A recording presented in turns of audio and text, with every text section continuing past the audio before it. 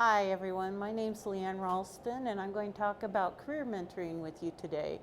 I am a career consultant at the Carson College of Business. I help students with finding jobs, but one of my passions is mentoring. I think mentoring is really important for everyone in all levels, whether it's being a mentor or being a mentee. And we're really happy to have you here today. So start thinking about what your interests are as far as mentoring goes. Why are you interested in mentoring? And you know, one of the things about career mentoring is getting started in a career is sometimes overwhelming. You have the education, you maybe have some experiences in an internship or in other work experiences, but then getting started in that dream job can be just overwhelming. Or maybe you're a student, you're a new student, freshman or sophomore, and you just don't know what the ropes are as far as college goes. How do you become a successful student? Or how do you find those experiences out there? So that's what we're going to talk about today, is how to get you from point A to point B, wherever that is for you.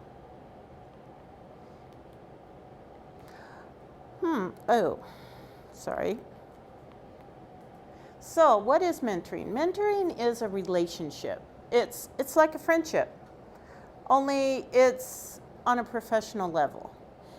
It's some of the things that you might do in a mentorship is learn about your field, more about your field. Let's say you're in accounting.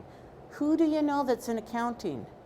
Maybe you'll talk, if you're a freshman or sophomore, maybe you'll talk to upper division students. That's really a peer mentoring situation. Or maybe you just want to explore the field. So talking to people that are working professionals in the field, that's a form of mentoring too. Some mentoring situations could also help you with professional growth. How do you become that professional in your field? Could also just support you and help guide you in different avenues, maybe with study skills or perhaps, you know, knowing, like I said, knowing the ropes around a new company. And then just networking. So much of career building is about networking. And this could be the start of a very great professional network for you. So the different types of mentoring. There's mentoring that is done in a group. There's mentoring that's one-on-one. That's typically what people think about, is one mentor, one mentee chatting with each other. That's your traditional, but it could also be done in a group. It could also be sponsored by a specific company. For instance, I facilitate the Boeing Mentorship program for the Carson College of Business. And in that one, it's specifically to Boeing. And they like to find students that are very interested in Boeing, and they assign them mentors in the company, very company specific. It could be part of a department at your college or maybe a student group. I know that there's some student groups in the Carson College of Business that find mentors for their members, professionals that are out in the field. Your department might have mentorship programs. Alumni are really excited about being mentors a lot of times, and a lot of alumni programs will have mentoring programs. There's peer mentors, like I mentioned, like for instance, a freshman or sophomore being mentored by a junior or senior. That's a possibility. Peer mentors, people that are kind of on your same level, or maybe they're an employee that's only been at the company for maybe a year or two, mentoring someone that's brand new. I mean, those are peer mentors, people that are pretty much on your level and helping you out. Or it could be just something kind of informal. You know someone that you admire and you ask them to be your mentor. It's just kind of an informal situation. Or it could be a mix of several of these. You could be maybe one-on-one most of the time, and then at times meet as a group. You know, all the mentees and all the mentors meet as a group. It could be a mix of a lot of different things. But these are typical different programs. Now you're probably saying, well, what kind of time will that take? Typically, if it's a formal program, it's a predetermined length. Like I mentioned the example of the Boeing Mentorship program, which is, a very well-established mentorship program that's company specific. It lasts 1 school year. If the mentor and mentee decide that they want to go longer than that, that's up to them. But typical mentorship programs are usually 6 to 12 months, somewhere around there. And a school year is about 9 months. So it's right in the middle there. Typically discussions held with if you're a mentee and mentor, you'll have discussions maybe at least once a month, typically by phone or email, could be in person. However you want to have those discussions, it's up to you.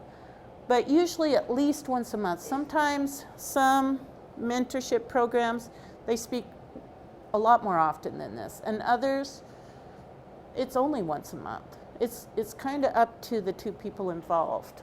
So it's not a lot of time commitment, really. It's kind of up to the people involved. So, why should you be a part of a mentorship program?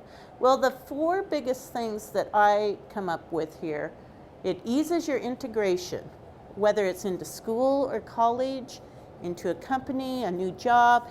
If you have a mentor that's there, they could help ease that integration for you. They can make it easier for you.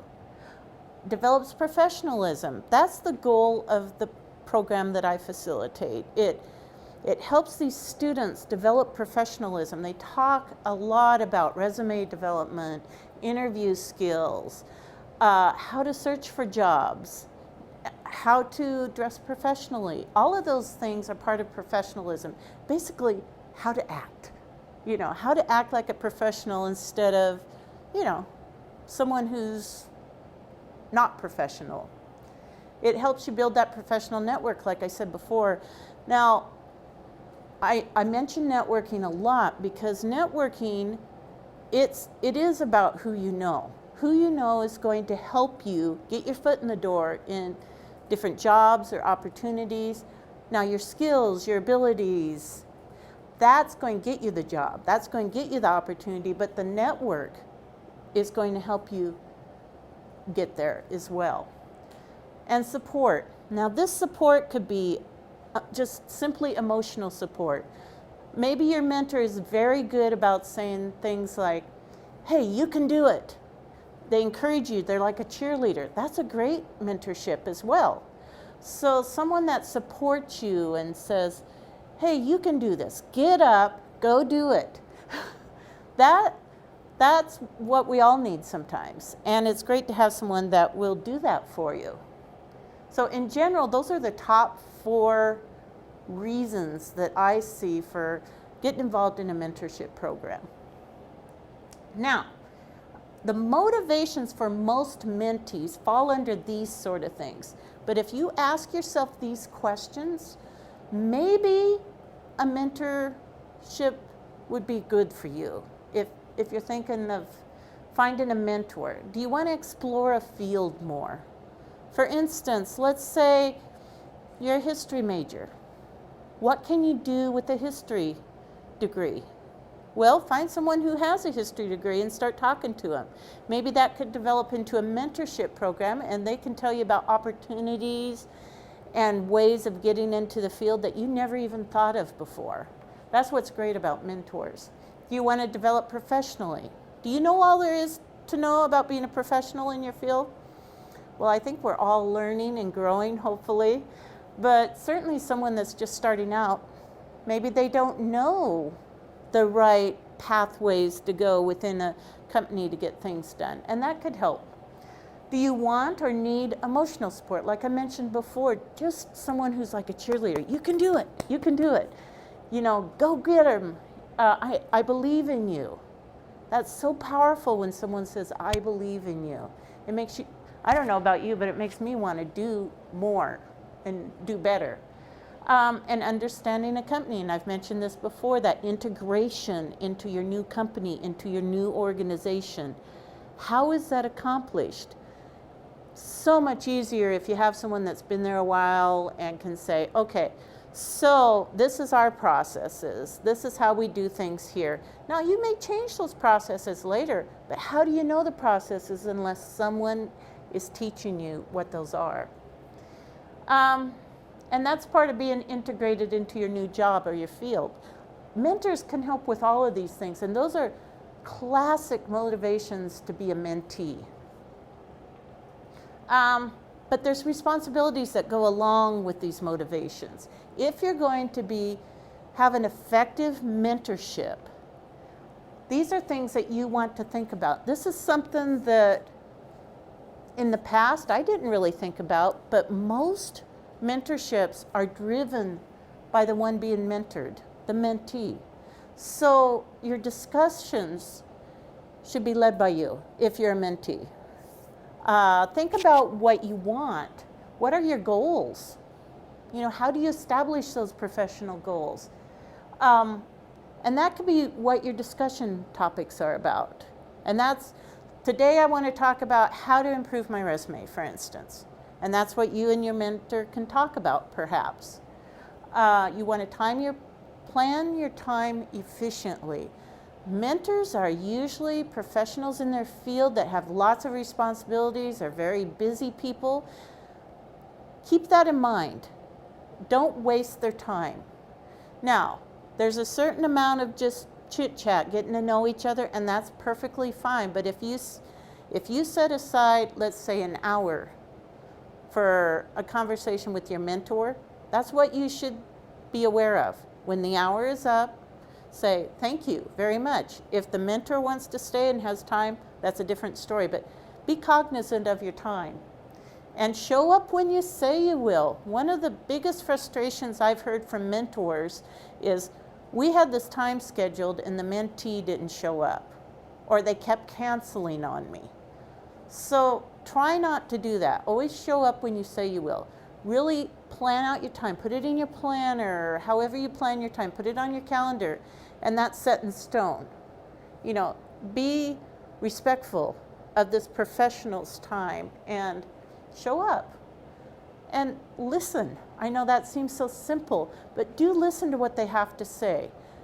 How much of the advice that you take is up to you when you reflect. And we're going to talk about reflection in a little while, but reflection's very important when it comes to mentorships. If you're not reflecting upon what was said, the advice you've been given, it's just going to fly out of your head later. It's not going to do you much good. So reflection is very important. Now, there might be some of you that are thinking, maybe I want to be a mentor. So what motivates a mentor?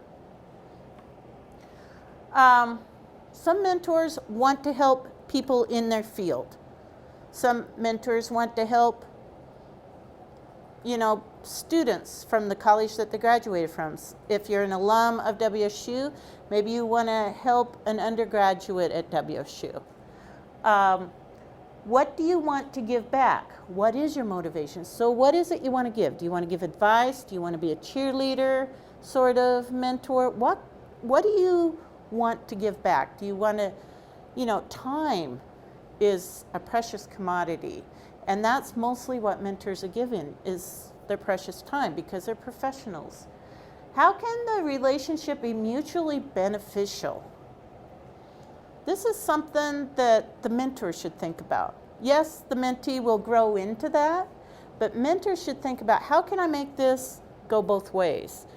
Well, there's a lot of ways to do that. The mentor is giving advice, so sometimes maybe they have to go out and do a little research. It makes them more cognizant of how they do things, how they approach problems and issues and different things as far as their career goes, and articulate that. And that can help the mentor grow as well. And what do you bring to the table? Experience is usually the biggest thing, and advice that comes from that experience. Those are the precious things that the mentees typically look for. But there are responsibilities, just like there are with the mentee. Some responsibilities, well, again, meet on a regular basis. Usually there's not a problem with the mentor not showing up. It's usually the mentee that tends to not show up, but it can happen on both sides. But if you make sure, hey, when can we meet next month or next week or however often you determine, set that down, make sure that it happens on a regular basis. Help the mentee establish SMART goals. Now, many of you have probably heard of SMART goals, and we'll talk about that a little later as well. But goals that make sense for that person. That's what it boils down to. You don't want goals that are just unachievable. Assist with industry knowledge. That's where you're the expert if you're a mentor. Model professionalism. So what does professionalism look like in your field? Model that for the mentee, because the mentee is looking up to you. And what does that look like? What does a professional in the ag field look like? Oh, like this. Okay. So they'll model after you. Encourage and support. Be that cheerleader. Absolutely. If you're a positive thinking person, being a mentor might be perfect for you.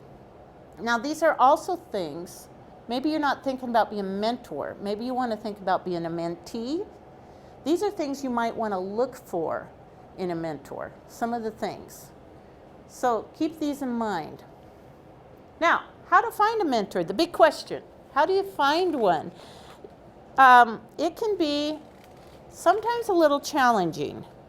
You can look at your college department, which includes the faculty and the staff. A lot of times, the different colleges and different departments will have established mentor programs. Check with your college. I know the College of Business has several mentorship programs. I know the College of Communications has one. The Voiland College of Engineering has one.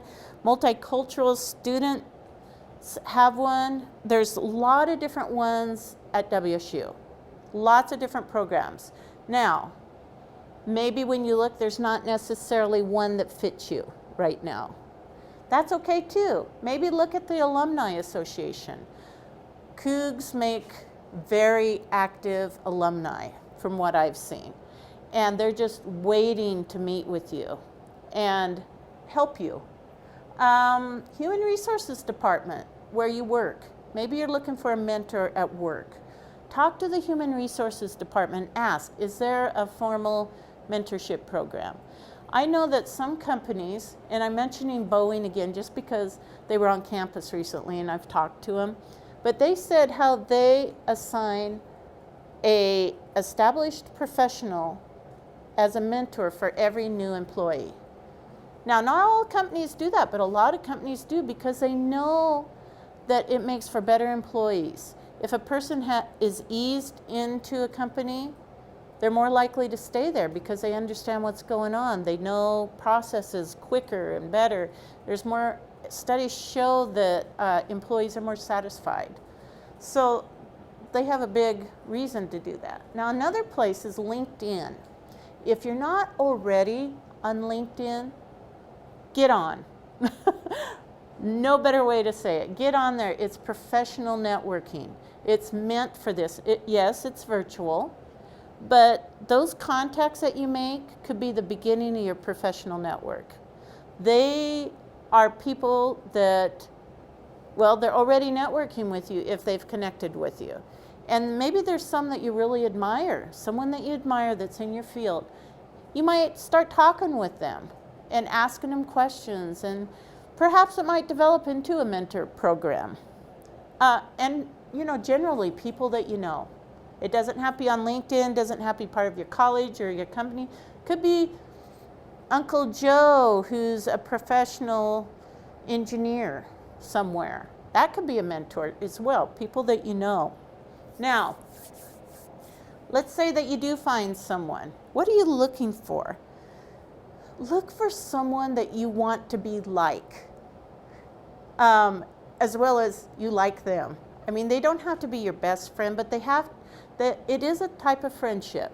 So if this person can't be a friend of yours, and I'm not saying like, a drinking buddy, not that kind of friend. I'm talking about a professional level friendship. If you can't have a professional level friendship with them, they're probably not a good mentor for you, probably not a good match. But look for someone that you admire, that you're like, I want to be like that person. That's might be a good mentor. And then study them a little bit. You know, think about them.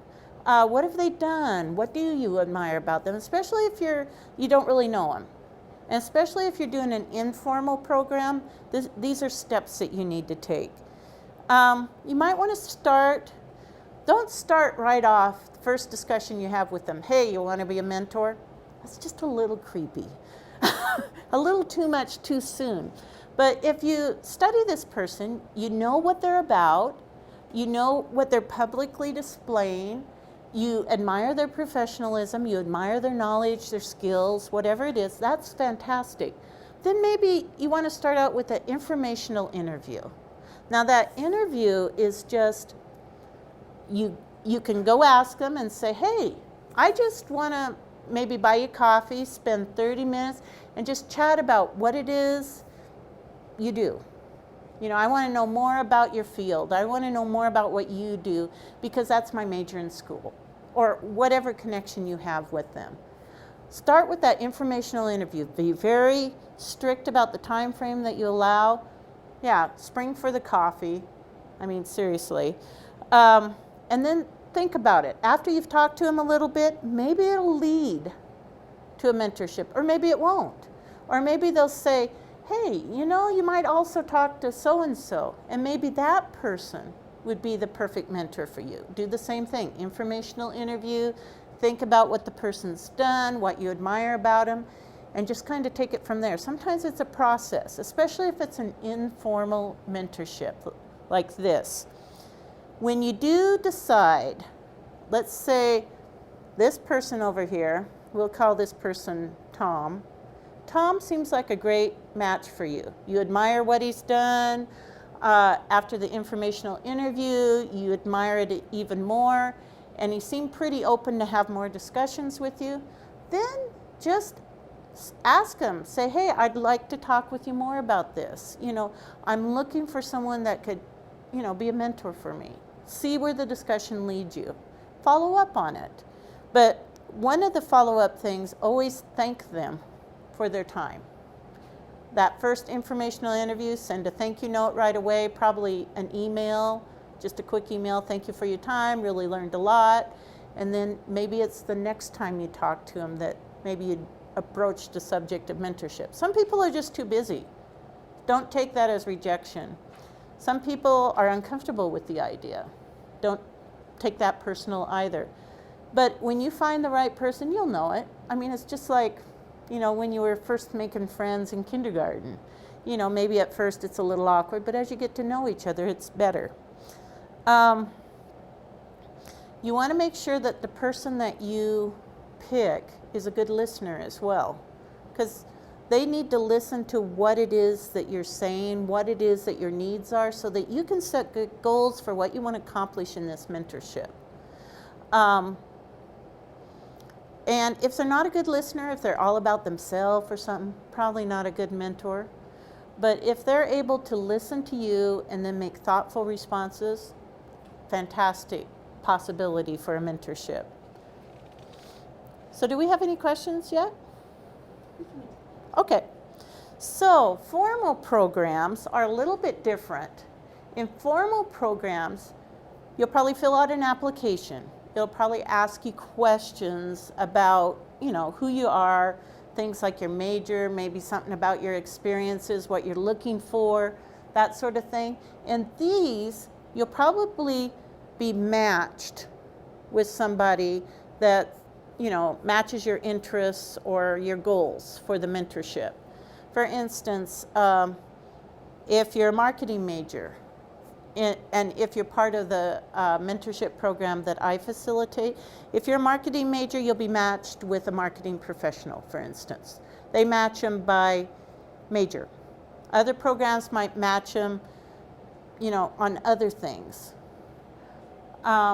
What's great about formal programs is there's lots of checks and balances. If you find that, hey, I'm just not connecting with this mentor, good. There's probably someone else that could probably take their place. They can match you with somebody else. And that's what's nice about these bigger programs that are more formal is, they can do things like that. And in formal programs, there's cool stuff like maybe you'll get a company tour as part of it. Maybe you'll get some other kind of fun things to do as a group with the big group of mentors and mentees. In informal programs, like I was mentioning, how you go through that process, it's more self-directed.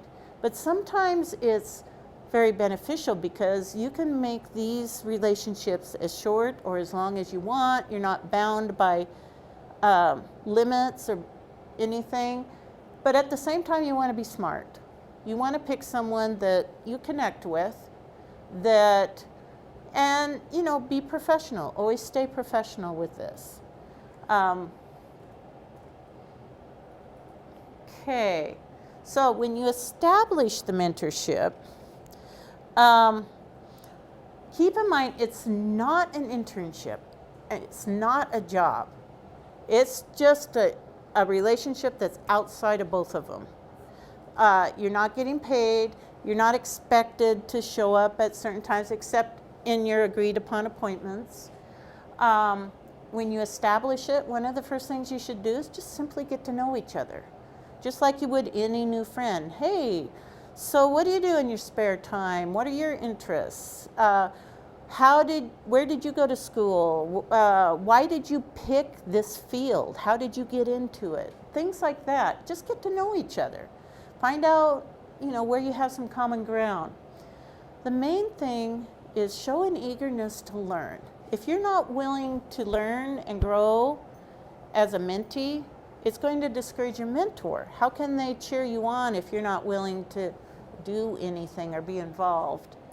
I would say those goals I talked about, set those within the first meeting or two. Get to know each other a little bit, but within the first 2 meetings, you need to set your goals for the mentorship.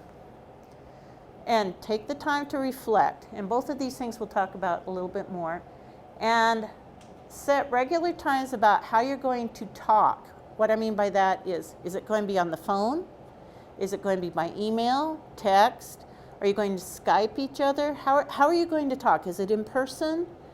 And figure out those regular times. Is it going to be once a month, once every 2 weeks, once every 3 weeks? What's it going to be? So set those times, agree upon those times. And, the main thing is let your relationship just grow naturally and organically. Don't try to force anything. It boils down to it's a friendship. And so you want to keep your conversation pretty informal, but, let it flow the way it naturally flows, but still keep it on a professional level. One of the things is if it's a good mentorship, you might be challenged if you're a mentee. Don't let that discourage you. Be challenged. Rise to the challenge. That's what your mentor is for, is to encourage you to do better and more. And ask for that feedback too. Can they give you some good feedback? I used the example earlier about resume. If they're looking at your resume, don't expect them to just say, hey, that's great, and then move on to other things. Expect them to go through it, to critique it. It might be kind of uncomfortable a little bit. They might ask you questions that are challenging. Don't let that discourage you. Let it encourage you because they're helping you to be better. And the main thing, commit. If this is a 6-month program, commit to the 6 months. If you just simply can't do it, it's better if you tell them right up front so that they can move on and, be with another mentee, or, if you're a mentor, be, with another mentor. So I said I was going to talk about SMART goals. Probably most of you have heard of the term SMART goals. And sometimes different words are used, but these are commonly used words: specific, measurable, achievable, realistic, and timely. Now, your goal, if you're setting a good goal, should be as specific as possible. Don't just say, yeah, I want to graduate. That's great, but what do you want to graduate in? What is your major? When do you want to graduate? How are you going to do it? For instance, maybe you want to get a certain certification in your field. Okay, so you want to become certified. Certified in, let's say, first aid. That's simple. You want to get certified in first aid.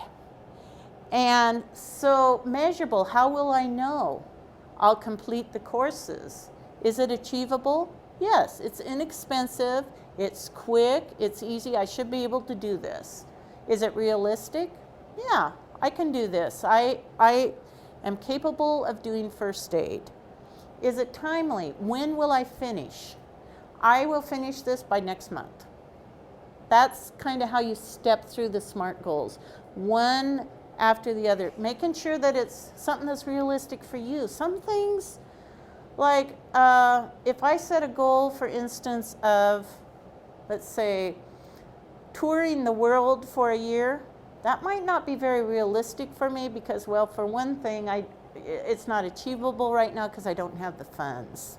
But, you know, if I win the lottery, it might be achievable. But it's not very realistic for me. Maybe I decide I want to be a pro basketball player. Well, maybe you can't tell, but I'm not that tall.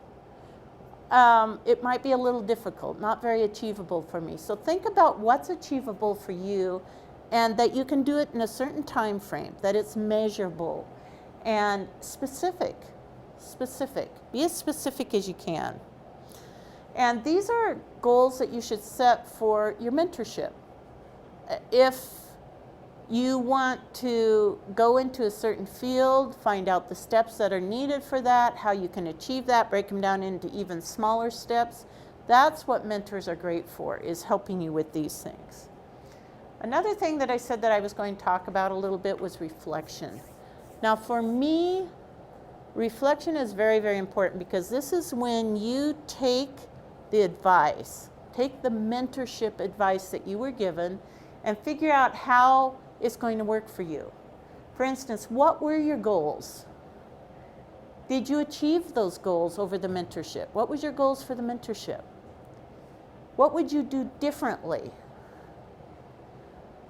Would you approach things a little differently or would you do them the same? What went well?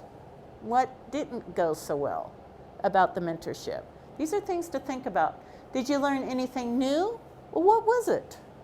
What did you learn new about yourself or about the field or about the company? How can you apply what you've learned? Maybe your application goes back to goals, your overall career goals. Maybe you can apply those things that you learned to your career goals. And this is a big one for me. How can you pay it forward? In other words, if you're a mentee, how can you someday become a mentor? You know, and that might be in a couple of years or it could be now. But how can you pay that forward? I think that's really important. These are just a few of the questions to help you reflect. But I highly recommend that you do this whenever you're in a program like this. All right. Do we have any questions? Yes. We do have a few questions, and if anyone else has questions, please get those into the chat box now for Leanne. Okay. Our first question asks, have you had a successful mentorship relationship personally, and what was your experience like? Yeah, I would say that I was mentored by a colleague several years ago who was in my field, who had been in it for years. It was more of an informal mentorship, but I learned so much from her. And even to this day, we're still friends. But she was the greatest cheerleader. She was always supportive. She would always point to ways to make things better. It was a wonderful experience, and I'm happy to say that was probably the most positive mentorship where I was the mentee. So. And is it appropriate to use a career mentor as a job reference, even if they've never directly supervised you? Of course. I mean, anyone that knows you could be a reference. Now, if the job is asking for people that ideally, if they know you well enough to know what your education, what your skills are, things of that nature, that is a great reference. Someone who has, who you've worked under, that's a great reference too. It just depends upon the job. But yeah, you can certainly use a mentor as a reference, especially if you've built a relationship over time. Maybe one that's been a mentor for you for just a very short time. Maybe not, because they don't know you that well. But if they've been around you for a while, absolutely, yeah. And we got a question that asks, I'm interested in being a mentor, but I worry I don't have enough experience. When are you ready to provide this wisdom and take on a mentee? Well, those are things, some of the things that I mentioned here, let me go back to these are motivations. If you want to help someone, if you want to be that leader, because being a mentor, you could add leadership to your resume and mentorship. Do you have a drive to give back? And do you have something to bring to the table? So if you have some experiences within the company, within your school, whatever it is, you could be a mentor. Just keep in mind, those responsibilities that you're helping someone else. Help them establish the goals. Help them move forward from wherever they're at. Okay? And we do have someone typing in the chat right now, so we'll wait just a second to see if they have a question. Okay. Thank you, Leanne. No problem.